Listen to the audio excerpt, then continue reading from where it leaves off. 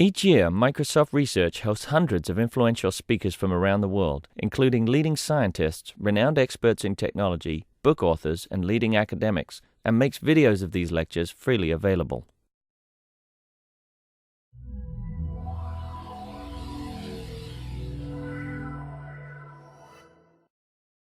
Good afternoon, everyone. My name is Kim Ricketts, and I manage the Visiting Speaker Series here at Microsoft Research with Kirsten Wiley. I'm thrilled that we could entice Dr. Annalise Saxenian up here from Berkeley today, though, of course, the wild weather has kept some people away. We've decided to do it in a more of a roundtable conversation. So I'm going to let Anno begin, and we can all ask questions and have an interactive experience. Thanks. Excellent. Thank you. Am I on the mic now? Is this on? Yes, excellent. I'm delighted to be here. I'm amazed that a small snowstorm, I grew up in the Boston area, so a small snowstorm like this wouldn't stop anything. But I'm really pleased to have those of you that are here, and quite honestly, it's more fun to have a dialogue for me. So maybe what I'll do is just give you an introduction to the book, and then you should feel free to interrupt. Or actually, I'm going to ask everybody to introduce themselves and say a word about why they're here, just quickly. So my name is Gerard Jonay, and I grew up in Albania, immigrated to the United States, and I'm a program manager in the Windows Live ID. I came to this meeting just because it sounded interesting. I mean, I'm interested in why people move back and what they do once they move back. Global flows of talent, yeah. Krzysztof Wilkosz, program manager in ETG, Deployment Technology Group in Development Division. I worked for Microsoft for like 15 months, something like that. So I'm pretty new, and I also from Central Europe, from Poland. From Poland. That's right. Yeah, I'm interested in brain circulation. Brain circulation, yeah, a little bit. It's quite interesting to have that in Poland. It's pretty strong kind of one thing is a strong idea, interesting idea, and then it just happens, just like that happened after we joined the European Union, and I'm interested in deeper thoughts. I'm going to learn a lot from the two of you, and it is a very non-linear process, I think. Yeah, that's right. Jamie Gromack, I'm with External Research and Programs, and I'm an educational evaluation person, and so your topic just sounded fascinating. And I'm interdisciplinary aspects of it, and the lines of different... Perfect. My name is Salil Dave, and I've been with Microsoft for 5 years with different product groups, and now in the core IT organization, defining the strategy to help product teams become more effective. And I'm from India, having lived half my life there and come here. I appreciate the way this country encourages the best ideas to win, and how sometimes those good ideas then go out to the rest of the world and really help other countries as well. I'm going to interrupt real quick here. Can everyone turn the power off their phones? I guess they're having interference on the microphones. Thanks.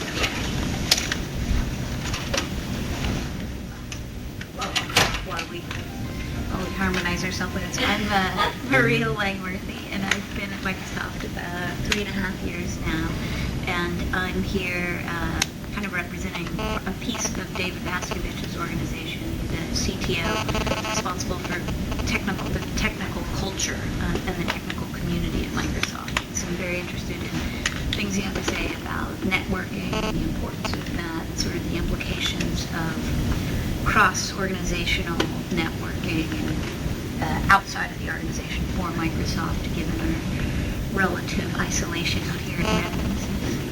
Excellent, and you win the Boots Award for the day, the best shoes award.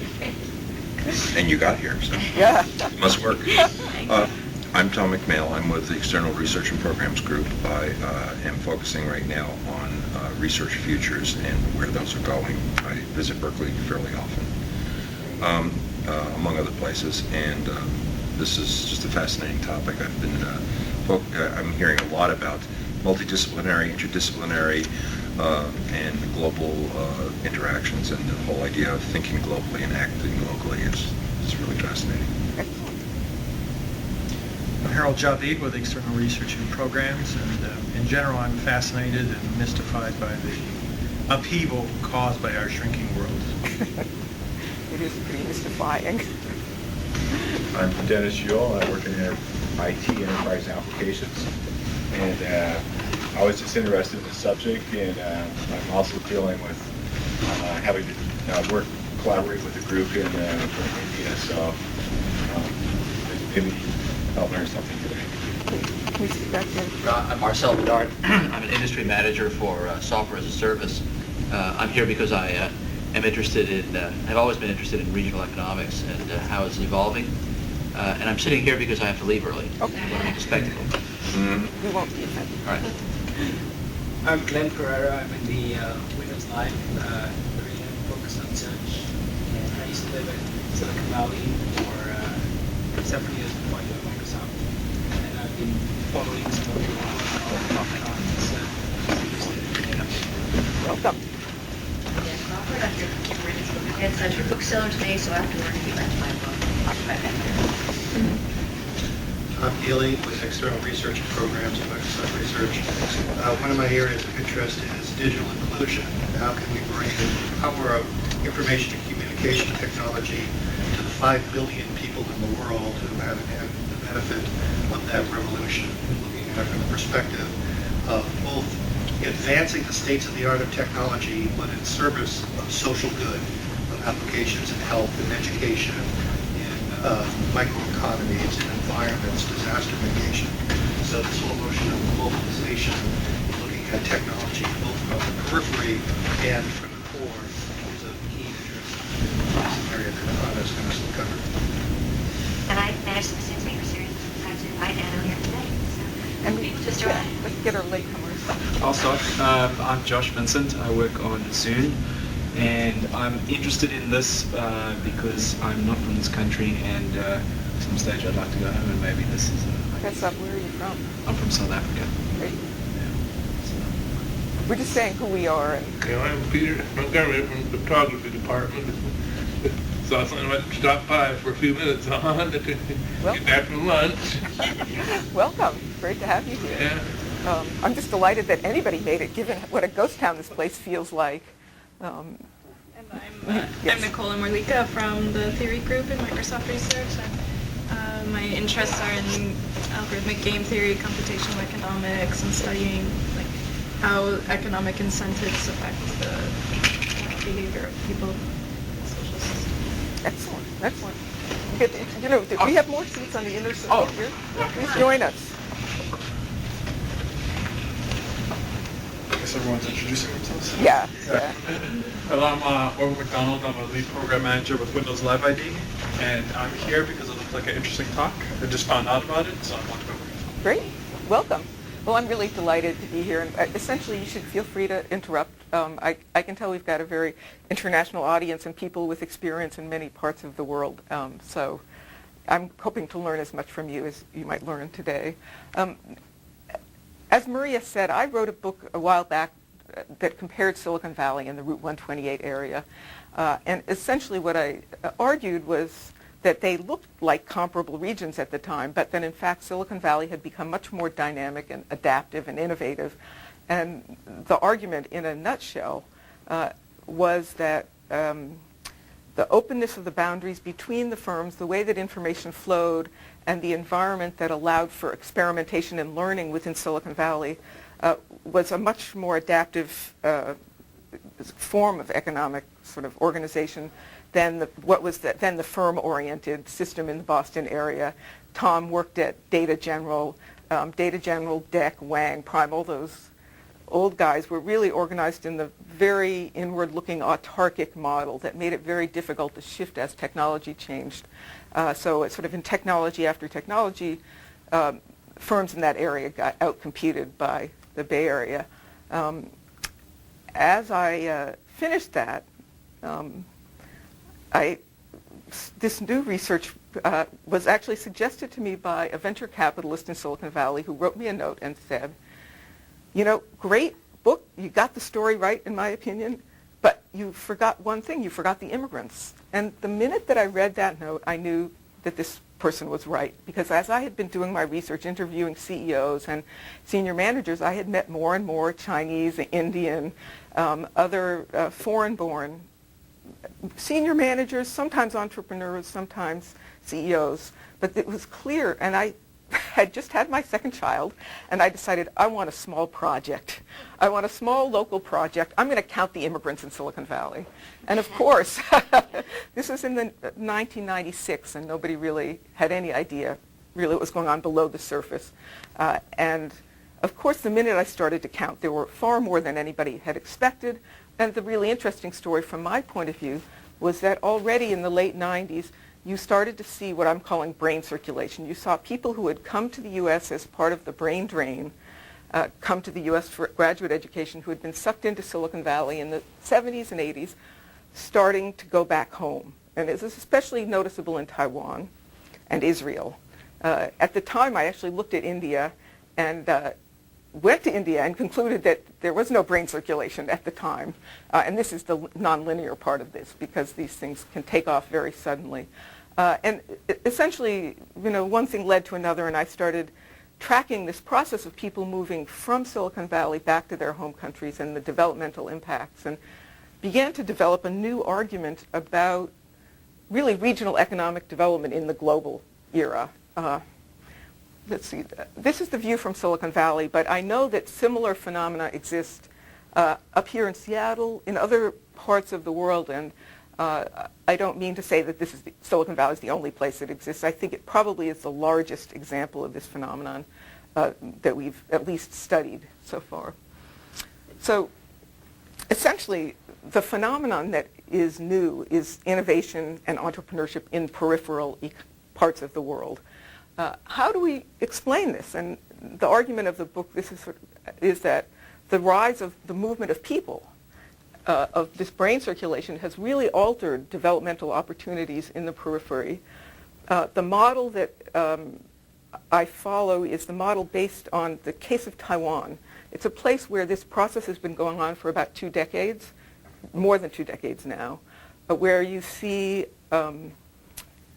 a full cycle of the Silicon Valley cluster seeding a new center of entrepreneurship, and then gradual upgrading through the relationship between the two clusters, as well as the relationship among the private and public sectors and universities within Taiwan. Essentially, as you'll see, Taiwan goes from being what I call the Silicon sibling, low-cost labor, imitator, cheap, to a partner for Silicon Valley. And then I explore the case of Israel and China and India within that model, through that lens. Obviously, no 2 countries are alike. We have many different political and economic variables at play in these regional economies, but the fundamental insight about transfers of knowledge and know-how and the global connections, I think, will apply, whether it's Albania or Israel or Ireland. And then theoretically, for those of us that study the global and regional economy, I grew up studying, sort of being told that there was a core and a periphery in the world economy.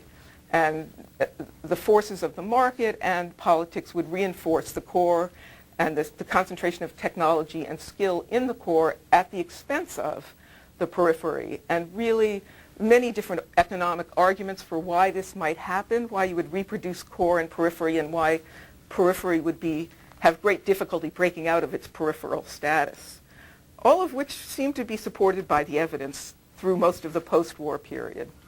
There were explanations based on corporate power and their alliance with the nation-state, and corporations and supply chains. There are many variants, but in any of these variants, and if you're interested in the theory, we can talk theory, but I'm going to skip through most of this. At best, you could achieve dependent development in the periphery. What I want to argue today is that actually, we can see innovation in the periphery that feeds back into the core, so that we're seeing a flattening of the environment. And it's going to accelerate, in my view. It's already taking off. So the first sort of thing to say is this is no longer just about corporations. this is about professional and technical communities who now move across borders based on their shared language and culture. Secondly, this is not about the nation state. Economic growth really actually happens at the regional level. Those of you that have ever read Jane Jacobs, she wrote a book about regions and the wealth of nations, and I think increasingly we recognize that economic growth happens in particular places, and then the political unit of the nation state often aggregates those places along with other places, and you see redistribution. But the fundamental economic unit is the region, or what's become known in common parlance as the cluster. Okay? I'll use those two interchangeably. It's really subnational economic unit. And then finally, that while it may appear that places in the periphery are being included in global economic supply chains and global markets as cheap labor, that is not the ending point. And in many cases now, we've seen how low-cost labor becomes sort of skill accumulates, learning goes on within communities, and you see a gradual process of upgrading and a development of capabilities in a peripheral region that eventually can become complementary, say, to what exists in the core. And this is different than the competition that we saw in the mid-'80s. In the mid-'80s, everybody said, Silicon Valley is being taken over by Japan. You know, it's over. And that was sort of head-on competition between big Japanese corporations and the Silicon Valley model. Well, Japanese corporations did capture the semiconductor memory market. They did succeed in learning some of the technology. However, the innovative capability resided in Silicon Valley and has continued, while Japan sort of still knows how to mass produce things, but they have fallen behind in software for sure. Can I ask you a question? Yeah. Yeah. So you talk about this in your book, the notion that the periphery is becoming stronger, more viable in and itself is clearly a scary thought for a lot of people. Yes. Because it's all about, you know, we're talking these days about national competitiveness and how do we keep our national competitive edge. And I think frequently the argument comes back to this notion that innovation happens in this kind of country and our strength is innovation. But that is rapidly changing, that the periphery is getting as innovative, and as we see the rise of the numbers of engineers in China and the numbers of engineers in India, that innovation in those areas is also increasing. But in your book, you do talk about that we shouldn't be scared of this. We shouldn't see this as a threat. Can you talk a little bit about how is that good for us, and how do we let people know that that is good for us? Absolutely, because I think one of the dominant reactions to my book has been, they're stealing our technology. They're competing with us, as we won't, you know. I mean, there are multiple answers, and you sort of raised many issues. The first issue is that the global economy is not a zero-sum game. Growth in the periphery doesn't mean decline in the core. It's actually can be a positive-sum game. We're opening up new markets at the same time that new capabilities develop in places like China and India. New market opportunities emerge. We're not... I also, as I tell this story, what I want to argue is that we're not creating replicas of Silicon Valley. So for the last 20 years, regions around the world have said, we want to grow the next Silicon Valley. What's the recipe? You know, we need a university and venture capital, and, you know, and none of it worked. What is working is creating extensions to Silicon Valley. So essentially, I'm going to argue that Taiwan first and now Bangalore and parts of China are really extensions of the global network. And that by connecting into the center and then building complementary capabilities, you are growing a very different kind of economy than the one we grew up in, which was an economy of national champions and national economies competing. So the national champion was the idea that everybody had to have their IBM. Everybody had to have their computer company. Everybody had to have their car company. And we had nation states that reinforced that. Now we're seeing value chains breaking down sufficiently that places can specialize in different components and then contribute to that value chain. There's a lot more to be said. Let's see if I answer more of it as I go along. Obviously, this is occurring at this particular moment in history for a set of reasons having to do with technology. Transportation and communication costs mean that for the first time in history, you can be an immigrant to the U.S. and actually travel back to your home country or work with partners in your home country on a regular basis in a way that you couldn't have in the past. My grandparents were refugees from Armenia, but I think they went back home once in their entire lives. But now you can go to Albania, presumably quite regularly. But the other piece is this decentralization of corporate hierarchies, the breakdown of the vertically integrated hierarchical corporation.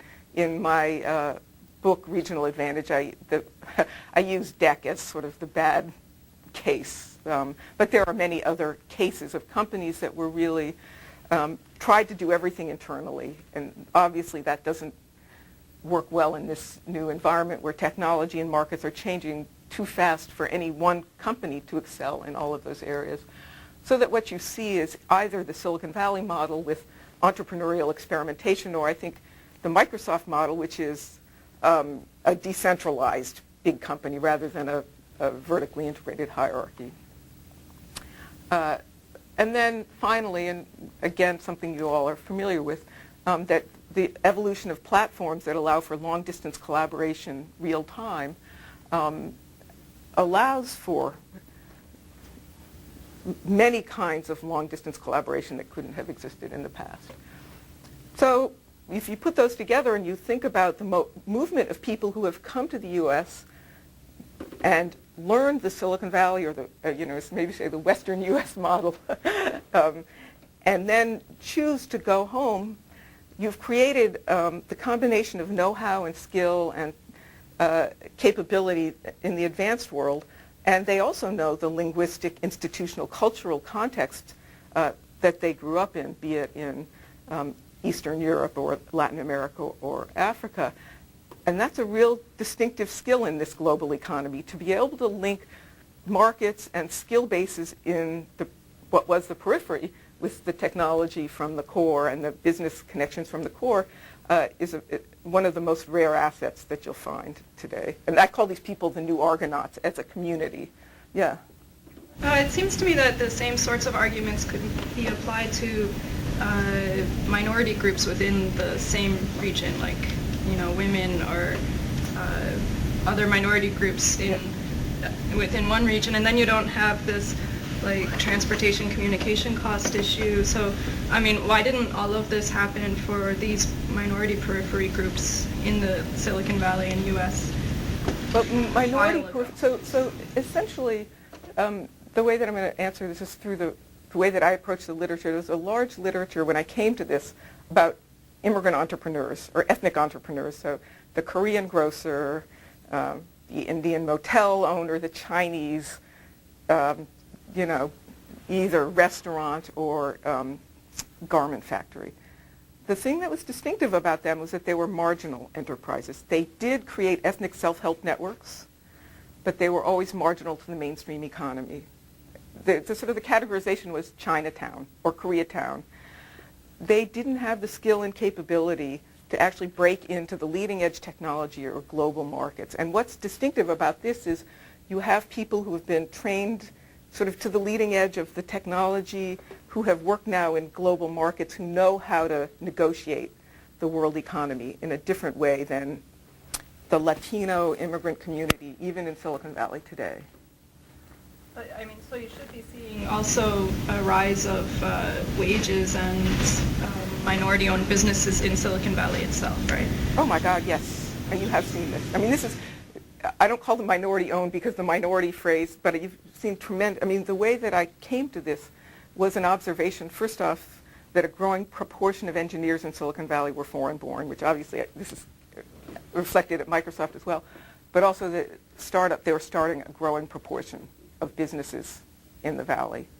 I actually just finished a project, it's not in this book, with a team at Duke University where we surveyed all technology startups in the U.S. economy and found that 25% are started by immigrants. Okay, that's a huge number of it got a lot of nasty feedback. There's a lot of they're stealing our jobs. I mean, I would argue they're creating new value and creating new jobs and wealth for the U.S. economy. I don't know much about minority, but in terms of women, we're having huge problems in computer science departments in academia, that the number of women enrollment is dropping drastically, more rapidly than the number of male. Yeah, I know. I don't know the whole story. I mean, I know the pieces of the story that I read about how kids, get discouraged as they're young girls, and how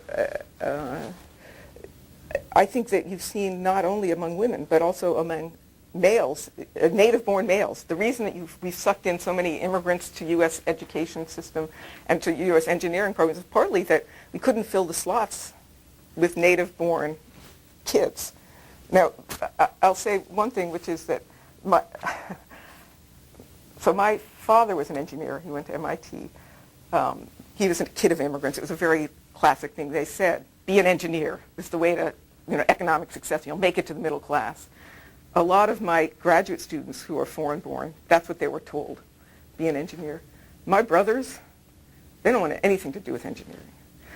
Okay, and that's true of the kids of a lot of the Silicon Valley immigrants. The engineers, they look at their kids and they say, they're becoming artists or journalists or, they're not. So something about engineering and computer science has been less appealing, to later generations. It's also about environment. Yeah. About education, I can say on the basis of example of my region, which is Wrocław in Poland, and we have very strong cultural, or at least had very strong cultural influence of Polish School of Mathematics, which was very appealing to many people, and that created universities, especially strong in engineering and in physics, mathematics. So, yeah. That's the way it goes. So the real question is what happens. So, for example, these are the feeders. Poland, the great engineering institutions in Taiwan and India and China. Those are the feeders to U.S. graduate school programs now. And the question is, so in the next generation, will they keep feeding or will, the other observation, Tom and I were talking about this at lunch.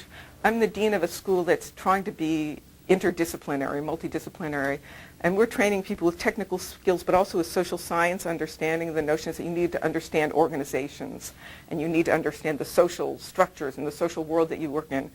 And we're not having any trouble attracting women. So it may be that more interdisciplinary education will help attract women back. Yeah.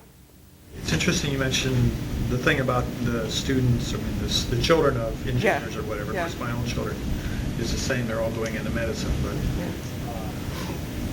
there is actually a lot of studies about Scotland being the leadership in the Industrial Revolution in Great Britain in the middle of the 19th century, and all those great entrepreneurs' children, they sent them to the public schools, which was really the private schools, and they learned in there that gardening and sitting in a manor was more important than being technical, and that's actually a reason that they lost their leadership around the middle of the 19th century. So this is not a new story. Well, that's a pretty grim, if you draw the natural conclusion from that, then we'll all try to become landed gentry, and then China and India will take over. That's a good example of how not to do. Beyond that, with what I have noticed in several other countries, the U.S. is a very open-minded country. There are different factors, but people are very open to new ideas. So in a country like Albania or like a lot of other countries that have had similar histories, people are not open to all types of ideas and to all types of philosophies that you might come up with in the social sciences. If you have an argument that's not liked by the government, there is more possibility that you're going to be oppressed or you're not going to be able to go ahead in that. Well, in the engineering and the sciences, it's all objective. If you're good, you're good, and it's very hard for people to say that you're not good and you're totally wrong. And I can tell you that was one of the reasons why a lot of people focused on sciences if they wanted to, for example, leave and immigrate somewhere. You can be a very good lawyer, for example, in your country, but if you want to, that's not very comparable to out there. I think that's a really important insight, and certainly a lot of the Taiwanese I interviewed who studied and went to college before martial law was lifted, that was exactly the motivation. It's apolitical, and it's an easy way to achieve. Yeah. There's a lot happening in academia right now about the whole gender equity issue, and I don't mean to say that the problem is solved, But interestingly, a lot of what I'm hearing in asking about the future specifically is that not that gender equity and diversity are non-issues, but that the whole issue of how to do collaboration better, not only across national borders, but across departments, across disciplines, is not only a solution for how to be more competitive and innovative, but actually attracts more women because women are more interested in things that are actually applicable to solving real problems. Yeah, look at CMU. CMU is very effective in computer science. That's one example, but I'm hearing this from a number of places at once. And I think that's one of the yes, I couldn't agree more. I think that when you have real-world problems and applied sort of Pasteurs Quadrant kinds of research, you're getting a lot more women engaged. And they're sort of inclined to collaborate. And they would prefer to be in an environment where they're encouraged to collaborate rather than this sort of lone, sort of stellar scientist model. So I wonder if everyone's familiar with that term, Pasteurs Quadrant. You might explain that just a little bit. Tom, why don't you explain it? Well, this notion, and this is very near and dear to our heart because we're applying this approach in this digital inclusion project in Microsoft Research. But if you look at a 4-box logic grid, and on one side you ask the question, are we advancing science in a significant way? And on the other grid, you ask the question, is this being applied for social good? If the answer is no and no, then clearly we're not interested in that. If the answer is yes and no, well, it's great to advance science, and we're interested in doing that, we'll continue to do it. If the answer is no and yes, it has social applicability, it means that we're probably not advancing technology, but applying existing technology to a problem.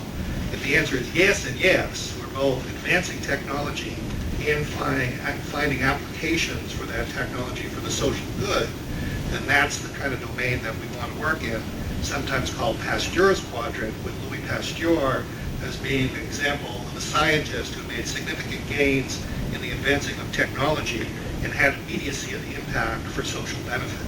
So this notion of Pasteurs Quadrant, where we're looking at information and communication technologies to advance those technologies and really make gains in new learnings, but at the same time, the applicability to such problems as health, education, microeconomies, environment, disaster mitigation, on and on. That's sort of the tack that we're trying to take. You said it much better than I did, but the main point is that universities are changing as well and needing to change in order to address problems that way. I'm going to sort of clip along with my story. So the new Argonauts is the phrase that I coined to talk about these communities of immigrants who were starting to build bridges back to their home countries. And they're at the abstract level, they're able to identify pools of underutilized skill in their home countries. And also, typically, they've been able to collaborate with former classmates who are either in positions of power in the government or in industry in order to reshape the environment locally to make it more conducive to development. So one of the big problems that you face if you start to think about developing economies is that their political regimes are messed up, their institutions, they don't have good capital markets, their legal systems are broken or non-functional. I mean, there are a million sort of what look like barriers, but if you're an insider who can actually come and collaborate with people who are in positions of power in that country, you can actually start to solve those problems from the inside and yet also connect to the global economy. And that's, I think, the book tells the story about how that's happened first in Taiwan and Israel, and then you're seeing pieces of that happening in India and China. Yeah. Did you find any class relationships that helped facilitate those? Now, these tend to be, I mean, let's be clear, the people that I'm talking to are a certain kind of elite. Now, they may not be the traditional elite, but there's some meritocratic elite that could get in their home country into the leading undergrad institutions and then could get into U.S. universities.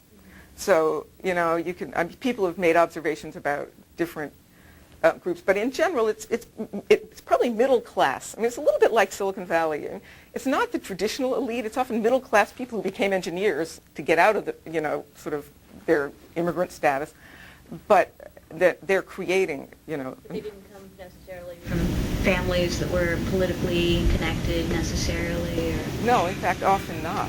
In fact, often it's the people who had to work hard and pass that exam that got them into the IIT or the National Taiwan University, which is sort of examples of meritocratic institutions that allowed people to make it up the economic ladder, even if they didn't have political, familial connections. But it wasn't school ties necessarily with other people of an aristocratic elite in their home country. It's sort of, I would say, the technical elite. So engineers. This is mainly a story about engineers, to be honest. You'll see also lawyers involved and accountants and other professionals. So it's professionals. But it's professionals who excelled in their home countries and then could make it to the U.S., usually through the education system, and then stay. And that means when they go home, they have a particularly persuasive, connection. Often if they've made it here, that's impressive. And again, classmates become these social worlds become very important to getting things done. Beyond that, like from personal experience, if the environment does not have laws, let's say, that regulate technology, let's say, or like a business in general, people tend to rely a lot more on, the word of mouth and, how much credibility you have. And you trust people that you have had a specific relationship with. Your family knows their family, or you have gone to class with them. So it becomes a lot more how much you trust the other person versus how much you can trust what they're saying, because you know that you cannot sue them, and if you sue them, it's going to last so long that you can't get anything out of it. Yeah, I think that's, and that's one of the things, if you know the sort of the literature on economic development, a lot of economists will say, well, you have to have a legal system in place, you have to have capital markets at work, you have to have property markets that are, private property rights that are enforced. Well, China doesn't have that, so India, and yet trust and reputation become critical, and that's why these social networks become very important. You trust people, the reputation gets established within the network. If somebody screws up, they're out of the network. It just happens quickly, and people know that. It's a much easier mechanism of governance in some sense than certainly the legal system in a place like India or China today. So a lot more sort of falls back on, and you can overcome institutional sort of drawbacks through these networks. It's a very important point, especially for the academics who are looking for the perfect institutions. Okay, let me just move on. Origins, I'm going to just skip through this. Post-war, we had a brain drain. Best and brightest from developing countries get to the U.S. They study. Most of them stay here, or they stay in their host country because there's really no opportunities at home that would, if you have a PhD from Stanford and you grew up in Taiwan and it's 1970, there's nothing to do back at home. U.S. is accused of perpetuating a vicious cycle. Yeah, this is making peripheral nations poorer and richer nations richer. It was a real problem. It wasn't that the analysis was wrong, it's just the world has changed. And in many ways, Tom Friedman's book about the world is flat, it sort of explains how the world has changed, even if I disagree fundamentally about flatness. It's an interesting conundrum that the US starts worrying a lot when this brain, pool starts going home. Oh, it's ridiculous, isn't it? Pulled it here in the first place, and now it's going back. No, and the U.S. is very hypocritical about it, or Americans, and I have to, I'm not sort of trying to be holier than thou, but we get mad at immigrants that come because they'll displace our jobs, but then if they're going back, they're stealing our technology, or you can't win. It's not all Americans. It's a particular sort of populist strain of yeah. But it's interesting because it cuts across political and economic sort of distinctions. There's Democrats and Republicans who feel this way, and it's... Well, why don't they give more visas to more technically advanced people? Because there's a perception that boy, do I know this well, I got a bunch of hate mail. They're stealing jobs from U.S. engineers. And this is why I collect the data on immigrant entrepreneurship, because essentially what it shows is they're creating new jobs. You may be able to argue that low-skilled workers are displacing native-born workers, but it's by any measure you see new jobs, wealth being created by these immigrant entrepreneurs. I mean, I thought you meant was that, farm migrants are It's just one political element in the country that the politicians, etc., that are sending her hate mail have to respond to that political element, and they can't. These are, I tell you, these are university computer science professors who write to me. This is not limited. this is a much broader strain politically than you may be aware. I'm on a mailing list of sort of people, who are educated elites. So that's why this visa issue is it's a very contentious issue. I mean, my view is that there are skill shortages around the world. If you go to India, there are shortages of skill, wages are rising. You go to China, skill shortages, wages are rising. This is why we keep pulling people in from all over the world. So I think we're going to see global shortages of technical skill for a long time. I might go even further than that. I feel I have a much closer alignment with a scientist in Tokyo than I do with an assembly line worker in Kentucky. You probably do. And I'm more afraid of the assembly line worker in Kentucky doing things that could damage me. Well, and this is actually one of the. I'll come to this. I'm going to jump ahead to one of my conclusions, but one of the potential risks of this pattern of development that we're creating is that we're creating sort of clusters of talent and development and upgrading and innovation, entrepreneurship around the world that are disconnected increasingly from the rest of their economies. I mean, if you go to Bangalore and then you go outside, you see that you might call it an enclave. And certainly you would probably be closer to some engineer in Bangalore than you would to, I always use Oakland, the town that Berkeley is next to, or the Central Valley of California. So yeah, we have some challenges along that lines. Okay, I'm going to sort of tell us, you guys know this story, I think, already intuitively, so I'm going to just go through the Taiwan story quickly.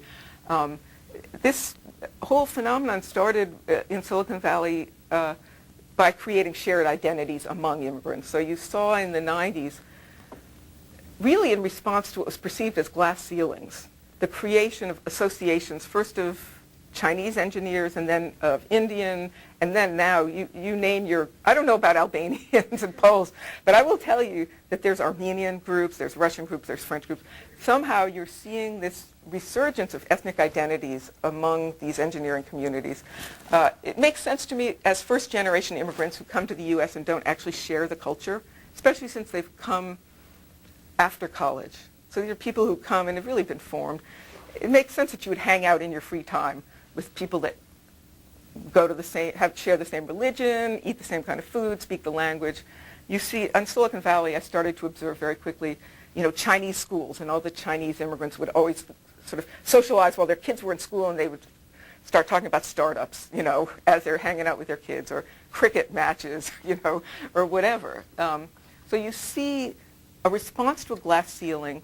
Immigrants come together, they create associational activity, which becomes very powerful form of self-help in the same way that ethnic communities have done in the past, except that now it's used to create mentoring, to help angel fund others' entrepreneurial startups, to advise, on business contacts, on how to write a business plan. And all of a sudden you're seeing people basically self-tutoring in how to become successful entrepreneurs. And so even if you don't make it in Silicon Valley within the established hierarchy, if in fact there is a real glass ceiling, there's always a way to start a company and succeed. And you saw growing numbers of immigrants, interestingly, largely not across immigrant groups. So, people tend to stick to their own community. This is a list. You probably can't read it, and I don't ask you to, but there's a tremendous number of Chinese groups for the reason for which I'm not entirely sure, but both mainland and Taiwanese groups. Some are specialized along industry lines, software, semiconductors, biotech. Some semiconductor professionals, but the Indus Entrepreneurs, the big Indian one. Indians have had two organizations, but the Indus Entrepreneurs, the one that became global. I put in this Israeli group. Again, there's one for Hispanic. They call themselves the Hispanic Network, which is really all Latin American entrepreneurs. This is a universal phenomenon, and the net has made these easier to organize. Many of these now have branches in their home countries. The ones you can tell, the ones that have sort of successfully created brain circulation by the ones that have now set up Thai branches in India, or the Chinese CASPA. Interconnect with other associations from other ethnic groups? They're increasingly, in the recent years, they started to do some cross-group activities, but their identities still remain largely within the group. And you go to their association. I spoke this year at the Huayuan, I don't know if I have it up there. Huayuan is the mainland Chinese big science and technology network. There are 1,000 people there. 98% mainland Chinese. There were a few Taiwanese and Hong Kong Chinese. I think if you go to the Thai meetings, they're open to the public, but these things still stay within the network. I think people have membership in more than one of these sometimes, but very much a generational phenomenon where people who made it rich in a previous generation advise, support, help mentor the subsequent generation. They became the mechanism whereby you saw this rise in immigrant entrepreneurship. And this was research that I did in the late 90s that found that 27% of the technology companies started in Silicon Valley between 1980 and 2000, well, I updated 2000, were started by just Indian and Chinese entrepreneurs. It's a sort of a staggering number at the time. Lots of jobs, lots of sales. And one of the indirect impacts was that all of a sudden people in the home country started to notice, Hotmail, Sabir Bhatia, that got acquired for a lot of money. Hey, that was this is like, hey, this is cool. We're part of the globally high-tech economy. Jerry Yang at Yahoo. So essentially the message travels back and starts to build confidence in the home country. Google, Sergey Brin. Yeah, Google, yeah. No, it goes on. And these things,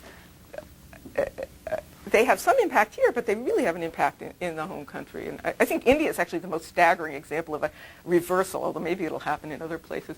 So essentially then I say the new Argonauts set sail. The Argonauts, I compare them to the Argonauts of Greek mythology who endured great hardship in search of the Golden Fleece. And I would argue that mostly, although people might say they're going back home to give back, and at some level I think they probably are, but mostly they don't go until the economic opportunity is right.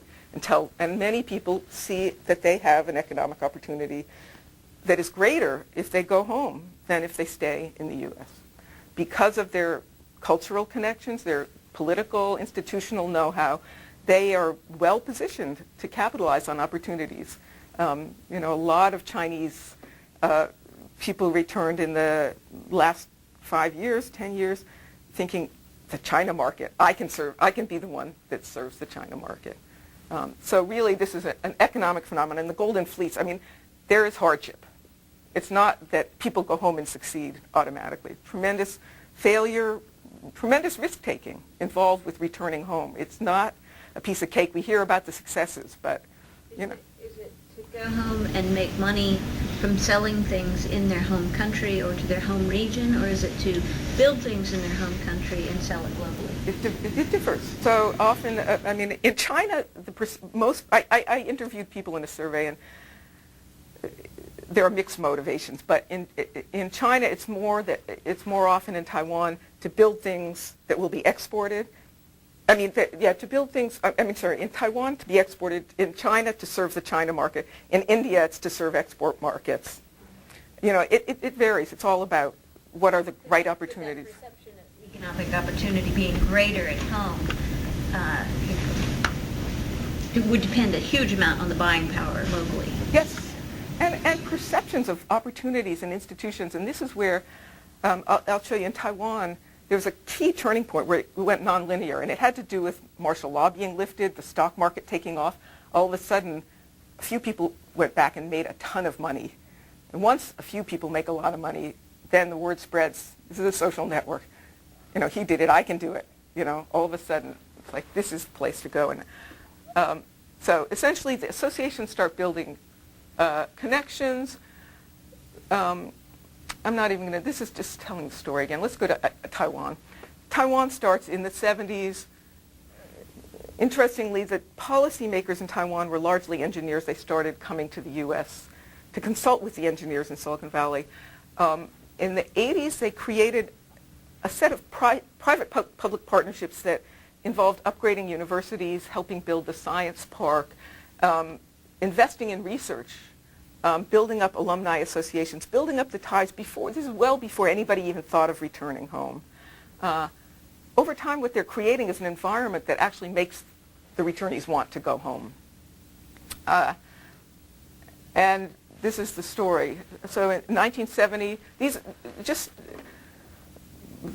there's one line, the top line is the sum of all returnees. The U.S. returnees from the U.S. is the maroon line.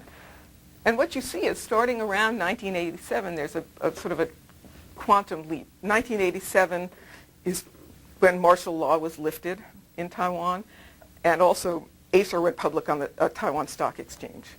So for the first time in Taiwan's history, an IT company was generating tremendous wealth. And then you saw just this flood, to the extent that now you see it drops off. This doesn't come up to the present, but essentially now more people stay in Taiwan than come to the U.S. to study, which was, in the past, it was one of these stories, 85 or 90% of the graduates of National Taiwan University in engineering came here. Now you still see some, but you're in a situation where the Taiwanese government says, we're worried there aren't enough people going to the U.S. to keep us in touch with markets. So very quick change. Silicon Valley sibling, the Hsinchu Science Park is created partly, initial intent is to attract multinationals, except they couldn't get any multinationals to come. Nobody wanted to invest. And it sort of languished for a while until this period when returnees started coming back, and suddenly it took off. Now it's overcrowded. They've had to create a new science park in the south of Taiwan. So the point is, it's not just a science park, but it's actually creating an environment that then is attractive to come home to for returnees. And some of the things that turned out in this context to be very important was providing English language schools for kids. It turns out the returnees care a lot about their kids' education and housing nearby, things like that. So stock market booms, entrepreneurs return, takes off. You start to see a move from low-cost labor and just creating clones of PCs and Macs to incremental innovation in manufacturing, which is something that American firms weren't really investing in. And this happens in the sort of creation of the PC, the integration of the components in a PC. They get much better at supply chain management. But also in manufacturing chips, and those of you that know about chip manufacturing, Taiwan Semiconductor Manufacturing, TSMC, innovates this model called the foundry, where anybody can design a chip and then have it manufactured there. That's a kind of innovation in the periphery that actually benefits chip designers here. They can design a chip here and get it manufactured efficiently, effectively there. So, do you have any idea of what the impact on the U.S. market was when this brain drain was from the U.S. to Taiwan?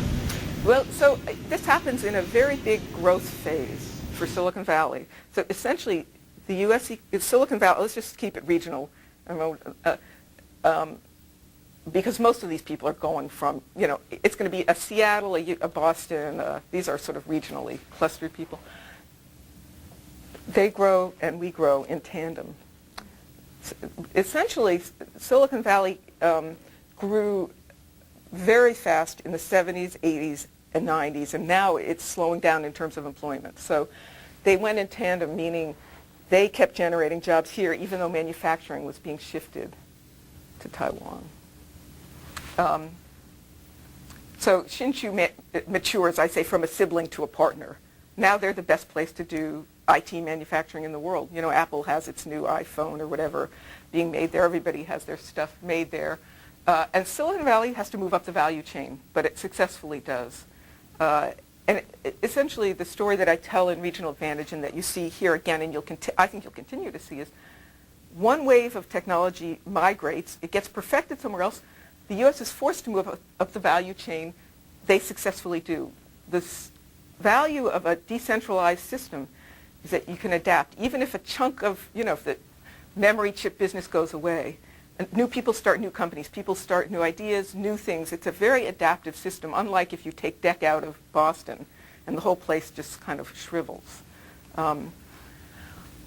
So let's just then move. I'm not even, there's a virtuous cycles in brain circulation. Taiwan dominates hardware markets. The foundry model becomes a real source of strength.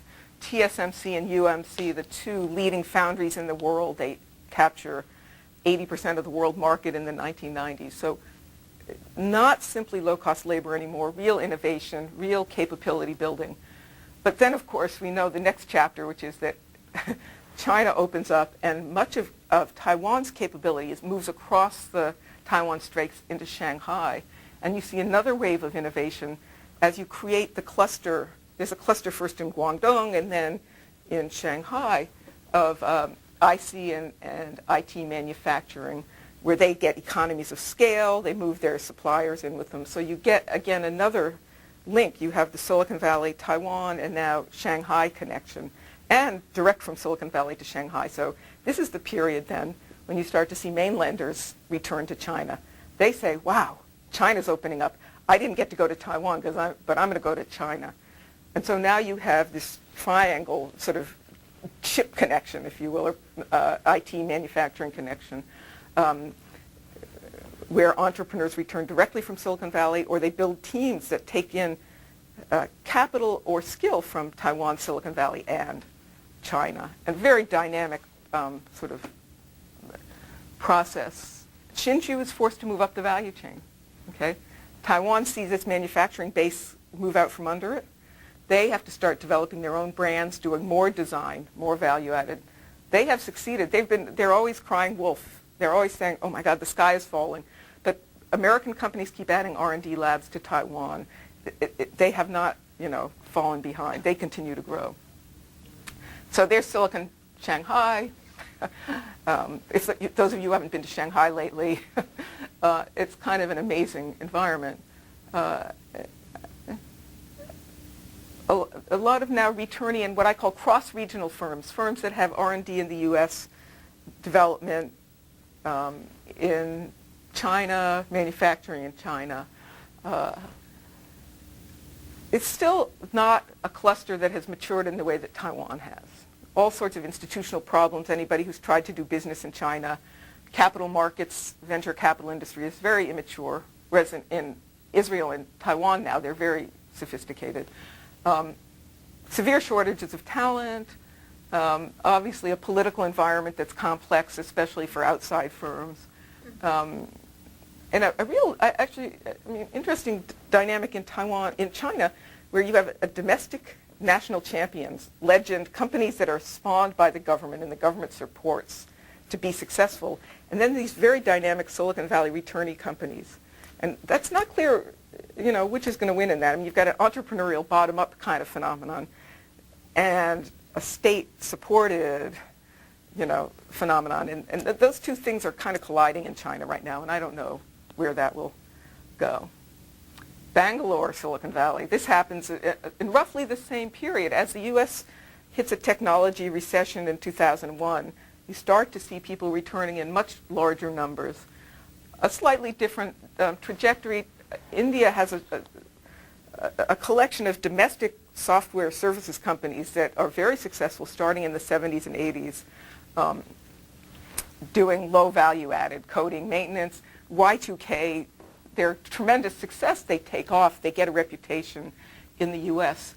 And suddenly you see this flood both of research labs from multinationals and entrepreneurs returning from places like Silicon Valley, starting to do everything from chip design to new kinds of back office management and software services of different kinds. And again, a cross-regional venture capital system. So again, sort of common elements in these stories are new cluster, capital markets, sort of venture capital extends. You bring new models of governance, transparency in firms. Often you're taking this model, this sort of the Silicon Valley or the U.S. model, to a place that were dominated either by state-owned enterprises or by family-owned firms. So you bring a new model of sort of the company back. And I think in both China and India, you're seeing this move up the value chain. People experimenting, people trying things, some failing within clusters. And in both China and India, it's not restricted to the regions I'm describing, but I'm using these as sort of examples. Obviously, for anybody who's been in India, the infrastructure remains a challenge. Skill base is limited, and I worry about this sort of enclave phenomenon that I described earlier. Does that look like India? I remember when I went to India the first time in 1996, and I called my kid and I said, Jamie, there's cows in the road. And now I had to tell him, this is... So the world is changing fast. I think the main point is that you're seeing these technical communities building very powerful connections across regions, creating new clusters that thrive through collaboration and complementary innovation. This is a reciprocal process. It's not a zero-sum. And Silicon Valley has clearly, and Seattle have clearly lost their sort of sole dominance of global IT markets. And you're seeing new centers that will, I think, increasingly build their own capabilities and also build their own connections. Connections between Taiwan and India, between Israel and China are already evolving. So you're seeing a network of regional economies emerging, linked not only by companies and their research labs, but also just by the movement of people who, as in Silicon Valley, I would argue that in Silicon Valley, one of the arguments I made is that people's loyalties were more to advancing the technology in the region than to any single company. And I think in the global economy that we live in today, people's loyalties, and this may be heretical within this company, but often are not necessarily to any individual company. But they go and they want to advance the technology or the market that they belong to. And any company is a vehicle to do it. But they could be an entrepreneur one day and a manager in a big company the next day, or vice versa. I had a question. Yes. Is the right time to ask it? Yes, anytime is the right time. In relation to, I think I heard you say before that you think that Silicon Valley is and will continue to be kind of the hub that a lot of these peripheral clusters, if you will look back to or connect back to. Is that correct? I think it remains that, but it is losing the... I was going to ask if you see any structural reasons why that would be... The main structural reason why it remains as powerful, and I guess I have to include Seattle, I mean, it's sort of the Silicon Valley-Seattle nexus, is that the main technology markets, in terms of dollars or whatever, still reside largely in the U.S. and in the West. And as long as the lead customers are here, people still feel a very powerful need to be in these markets. Right. You start a company in Ireland, in India, anywhere, you still have to be present here. So that's the main reason, I think, that it remains dominant. In addition to which, I believe that that concentrations of skill that exist in these clusters are so much more sophisticated now than the concentrations elsewhere in the world. I mean, the depth of talent that you find here within this cluster or within Silicon Valley, in terms of just now decades of experience in technology markets, in particular technologies, in management. I mean, managerial talent is very scarce. It's not going to be matched in India, China, Taiwan for a long time. That said, there's no structural reason why we couldn't fast forward 40 years and find, and obviously the dominance that we enjoyed even 10 years ago is diminishing rapidly. This world is changing very fast. Yeah, I guess that goes to the next question that I had, which was, in the past, Silicon Valley and the U.S. in general has been able to kind of climb up that innovation curve and get to the higher value add stuff. And do you think that that's something we continue to see in the future, or is that something that will erode in terms of ability to do that, given... Well, so if it erodes, it won't be because other places grow their capabilities, it will be because we underinvest. There's no reason why you can't grow technical capabilities in India and in the U.S. at the same time, right? And innovation. So I do have concerns about the U.S. investments in R&D. We've cut the NSF budget. It's been reoriented towards very applied defense kinds of technology. University-based research is not as well funded. Our K-12 system has problems. So I think there are problems in the U.S. that need to be addressed in terms of our research capability and our education system. If those aren't addressed, those would affect us much more than the rise of China or India. Again, I think it's easy when you look at the numbers that come out in the media to see the U.S. vulnerability. But in fact, our university system still, at least at the research university, and it's throughout the whole university system, it's much more robust than one you find in Europe or even in most parts of Asia. I think everywhere in Asia. There's sort of a mix of public and private institutions, different tiers, competition. That's not going away overnight. So I think there's considerable skill. When I started to study Silicon Valley in 1978. I wrote a master's thesis in 1980 predicting Silicon Valley would stop growing because transportation was too congested and housing costs were too high. And then, of course, the biggest wave of entrepreneurship started in 1980, and it's continued. So there are repeated predictions, this place is going to die. And so far it has recovered sort of repeatedly from whatever crisis. And I think this decentralized system has much greater adaptive capacity than other structures for regional economies. Doesn't mean it can't decline. Yeah, and also I think the gap was much bigger between, the Silicon Valley of the world and everyone else, right? Yes. So it's easier to kind of, let that low value add stuff go elsewhere because there's always a lot of stuff that needs to be done. But once that gap closes, then there's nothing to say that, the Irelands or the Chinas or the Indias of the world will be competing at the same level, and then it gets much more difficult to get to that next one. Number one, to find the next level of value, and then to actually compete effectively there. Well, that assumes that everybody develops the exact same competences and compete head-on. So essentially, you're seeing very different skill set and competence developing in India than you are in China, than you are in Taiwan, than you are in Israel. So in some sense, what I want to suggest is that they can be complementary, and that the collaborations across those regions are as important as the competition. Not to say there's no competition, but what if you foresee a world where you get specialized competences that never really completely converge?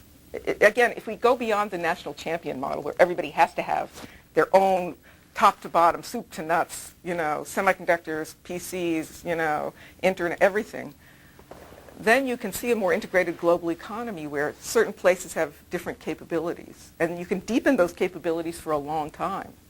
I mean, this is what we've learned in Silicon Valley. You keep deepening it. You lose manufacturing, you lose software, you still move on the internet, you move in content, so what are the limits to human experimentation and learning? We don't really know. It may not be that it's limited by markets at some level, more than by... I think it goes back to the point about what are the drivers that create this kind of environment and culture. Right? Yeah. I also do think, the one last thing I'll say is that when you spend time in other parts of the world, you see that sort of the venture capital market, the sort of U.S. capital, there's a lot of institutional variables, aside from just the skill that's aggregated here, that are pretty distinct in the U.S. Not that places aren't. But a lot of that is just going away, right? So nowadays... It's not going away that fast. Have you tried to start a company elsewhere in the world? That's what my point is, that it's easy to observe and say that the world is becoming flat. But when you get out there... I agree that it's difficult to start a company, not just any place in the world, even in Silicon Valley. But, you have access to friends who have these returning, Argonauts who have the money.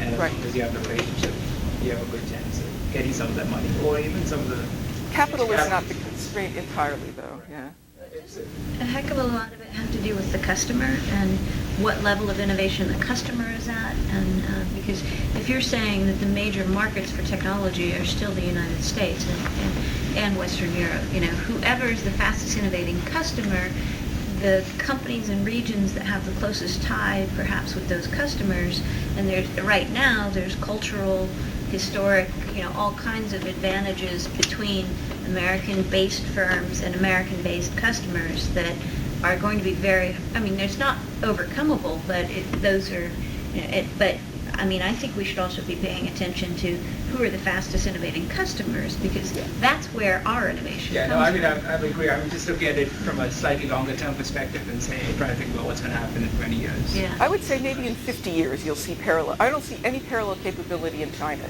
until 40 or 50 years. And I guess I have to say that even India, you have to think 40 years. You don't have many PhDs coming out of India unless they all come here and all go back. it's going to be hard to build the capability. But let me just say that, I mean, your point is really important. The markets are really what's constraining us. So you can have companies here serving leading-edge technology customers in advanced economies, and you can have companies in India and China serving customers that haven't been served yet in all sorts of markets. There's technologies that serve different types of There are customers. different types. There's a lot of markets that are completely untapped in the world today that are going to start to open up, and U.S. firms are not going to be able to serve those. It's going to have to be local. And then you're going to develop, you're going to develop something in China or India that then you can sell in Latin America or in Africa because you've got a different price point, you've got a different business model that involves shared access and, micropayments rather. This market is never going to be, you're not going to replicate. There is completely skipped a generation, and cell phones are very dominant there. And probably there's a lot more innovation, cell phone infrastructure happening there than there is here. I don't know that for sure.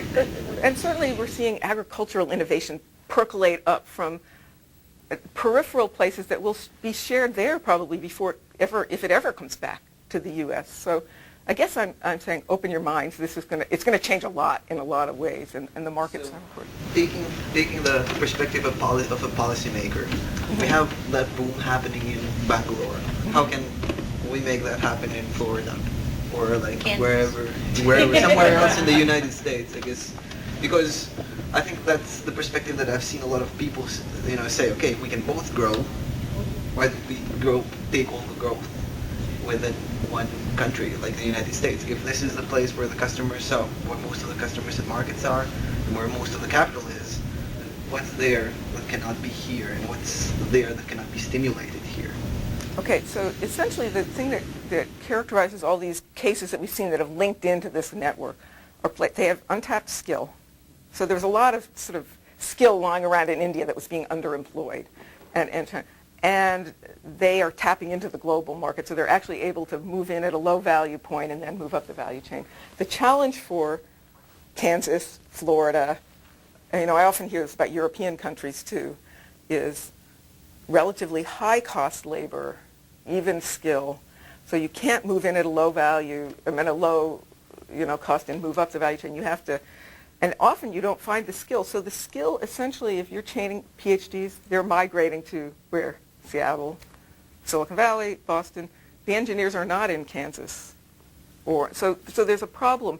If you can find local problems that need to be solved, and you can sort of develop domain expertise and then pair that with IT capabilities, then I think you have the ability to create new clusters. Isn't that, though, a little bit artificial? Because if you think about it, like from the perspective of somebody, in northern China, like moving to southern China probably is as much of a change as moving to the United States. So how can you attract those people? If you said, okay, like all those all those skilled people that we have a shortage of and that are going to would build a boom in their country, like how can we, for example, bring them to Kansas or something like that? Oh, I'm sorry, I didn't. I thought you were asking about how to develop Kansas. I'm not sure what you're asking.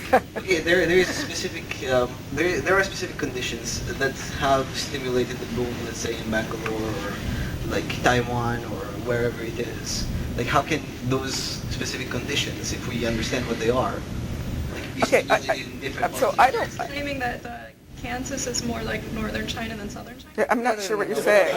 I'm just not. No. That's kind of a simplification of what I said. But what I was saying is, how can you stimulate in a different place the conditions that are creating that boom, that are stimulating the boom in China? For example, if you have. So here's. I think I know what you're asking. I don't think every place. First of all, you can't just create it de novo. I don't think. So you can't just say I'm going to grow Silicon Valley somewhere else. Wherever it is, I'm going to plop some engineers. People have tried to do that. They've tried to create technopolises in Japan and this and that, and it doesn't work. It never works. Okay, so you can't just kind of, it has to grow from some bottom-up sort of phenomenon. So the connection of the Argonauts is one mechanism whereby that has happened. You can also find people who have capabilities. For example, Tom and I have spent a lot of time talking about, innovations that have been going on, say, in a locality in Chile or in Argentina or something, as they can tap into IT capabilities and then into a global network, then you can create possibilities, not necessarily IT. I don't think the rest of the world is going to grow into lots of little IT clusters or software. They're going to grow based on innovation in other domains. So like people from perhaps this world who came from Kansas going back to Kansas and connecting with people who are really into biofuels or biotechnologies in a place where there's huge agricultural knowledge and domain expertise on that, and that untapped resource necessarily, and combining it with and plugging it into the global picture. So essentially the idea is that there's a lot of untapped expertise that couldn't be exploited in the past because we weren't connected in the ways that would allow it. But now you have access to global customers all of a sudden for your biofuels in Kansas that you didn't have access to before. And I think, you see, I understand that part. I guess I did not take the perspective of like the person asking. From the policymaker perspective, like if I'm the U.S. policymaker, okay, like we know how this happened in the past, what happened in Taiwan, what happened in Bangalore, how these development countries had these grew these sectors. Now, how do I use that knowledge in my country, like the United States? Okay, so the first lesson is you can't probably do it at the national level.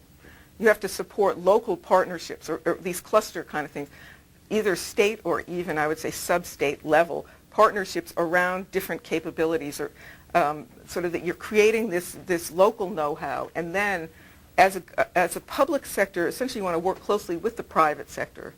So in the U.S., you've always had this sort of public-private. Industrial policy is done by someone in the center and then imposed on. You need to have a conversation. The thing that you see in these cases is a conversation between the technical people who are sort of innovating and the policymakers. And the conversation involves what are the obstacles to you getting your product to market? What are the obstacles? Is it skill? In Taiwan, it turns out part of it is skill. We need more engineers, so they ramp up. Is it, an environment where you can set up a company, and not be taxed very heavily? And there's a lot of, so essentially you need a conversation and a kind of policy that involves the partnership between public and private in a way that is, I have a friend who's sort of theorizing this, and he talks about there's 3 kinds of industrial policy. Let's see if I can, so one is sort of the, the state defines the winner. Okay, we've found that doesn't work. Another is the state removes itself from the market and lets the market do it. I think we found that doesn't work very well either in a lot of places, that you actually need some government intervention. And so this is sort of a kind that is horizontal. It's horizontal collaborations across different actors, public, private, universities. I mean, this is essentially the notion of the Silicon Valley ecosystem, which I think can be replicated in, developing software in Texas for oil exploration, for example, could be an expertise that could develop. And you're sort of bringing together, a set of different skills. I can't predict in advance what the skills will be or what the problem is that you're going to solve. But the point is that you need to create an environment where you don't have these expertises siloed. Too much of the time in the U.S. you've had the financial community siloed, separate from the business community, from the universities, the ivory towers. And essentially you need that conversation to cut across educational, public and private, and different parts of the private sector in order to sort of support a set of experiments and innovation. So I would say you're trying to foster an environment where the conversations can cut across those different areas, including research, and that when you run into obstacles, there's a sort of a bottom-up mechanism whereby you can address them rather than trying to predict them in advance. How could a policymaker know in advance? That answers the question. It's very important to frame the conversation, not start framing the conversation about competition. Right. I believe. In fact, part of the issue is if you follow the wealth. When it got cheaper to do things in China and the capability was there than it was in Mexico, a lot of people in Mexico lost their jobs. The same jobs that people, a decade before in the United States were complaining about. That's almost forgotten in the noise. So where does the wealth go is one of the big advantages. I made a point about Gibson guitars, very highly skilled kind of thing, moving from Michigan to Montana. And I actually made the point at that time that they were basically moving to a third world country because they could get people who needed to make who should make $25 an hour to start at $5 an hour doing this highly skilled labor. And probably you could do that in Kansas too, or some places in Kansas. Not quite $2 a week wage, but pretty low for this country. There are also people who are now doing product support with grandmothers in their homes in Utah, because it's just really convenient for them, and they come from the culture and they understand how to talk to people, and it's a little bit easier than training somebody on the other side of the world how to accommodate that sort of thing. So one of the interesting things that I think you're talking about, if not directly to, but around, is that, so just like, for instance, one would love to eat a Washington apple because that's one of the things that Washington excels at, and but probably the oranges would come from California. They're regional, so these are commodities. However, what we're talking about is intellectual expertise, and that there are specialties in certain types of intellectual expertise. So some of the things that Indian engineers are focusing on and very well prepared to attack are kind of specialized. They're not exactly the same as what's happening in Silicon Valley, and maybe and never will be necessarily. So that's right. We don't have to compete head on. I mean, this can be a sort of a story where you get different, sort of a mosaic of different specializations that can be recombined. I mean, the thing about the customer support is this breakup of the value chain means that you're having different things done in different places, and then you're recombining them, right? You can get your software done in India, you can get some of your chips from Taiwan, you can get, you already recombine them. Well, it means as these clusters develop deeper and deeper capabilities, someone who's sort of trying to solve a problem can go to one of those clusters and pull a component out. So then innovation becomes recombining these specializations in unanticipated ways. So it's not even something that has to, optics become a solution to a problem that nobody had previously, and there's optical capability in Rochester, and so somebody goes and taps it and puts it into their, their camera phone or whatever it is. So the point is, you don't have to know in advance what the end product will be. You have to, as these competencies deepen in different locales, they can be then recombined into many things in different places. So you actually made a point on these particular specialties, the oranges and apples, if you will. Yeah. So Silicon Valley, new product definition architectures, leading edge technology, and these things keep moving up the value chain. As that's the value of the competition. Taiwan specializes in global logistics and design. Shows Shanghai low-cost manufacturing, high quality, Bangalore, blah, blah, blah. So you mentioned also Ireland and Israel as other innovation places. Do they have specialties as well? Yeah. So Israel's specialization has been, essentially the story about Israel has been a brain circulation story wedded to a military that has very deep resources. And so they've gone and commercialized security technologies, telecom, sort of a lot of communications and security technologies are really coming out of their networking stuff. So I think that they're a very high value design or definition of new products based on the military technologies and expertise. Ireland has been in the software arena.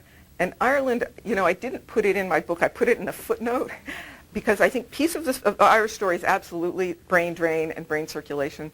But the other piece of the Irish story historically has been its extraordinary ability to sort of attract multinational branch plants, which until recently, essentially all the U.S. high-tech companies sort of set up in Ireland so that they could serve the European market.